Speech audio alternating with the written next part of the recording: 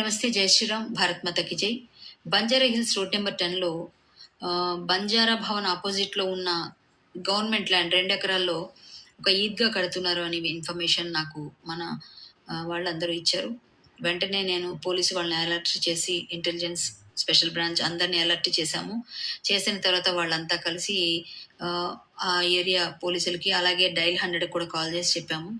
ఇందులో మేమందరం కలిసి పనిచేసాము. నేను, ముఖేష్ యాదవ్ తమ్ముడు, హర్ష యాదవ్,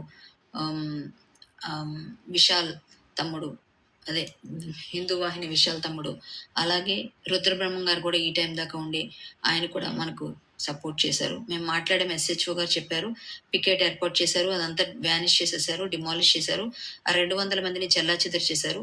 అంటే గవర్నమెంట్ ప్లేస్లో ఈద్గా కట్టడం అనేది చాలా తప్పు. అది ఎవరు వెనక ఉండి నడిపించారన్నది ఇది ఎంక్వైరీ చేయాలి, వాళ్ళ పైన చర్యలు తీసుకోవాలి. ఇది అడగడానికి రేపు 10 గంటలకు మనం వెళదాము, పోలీస్ స్టేషన్కి వెళ్ళి అడుగుదాము.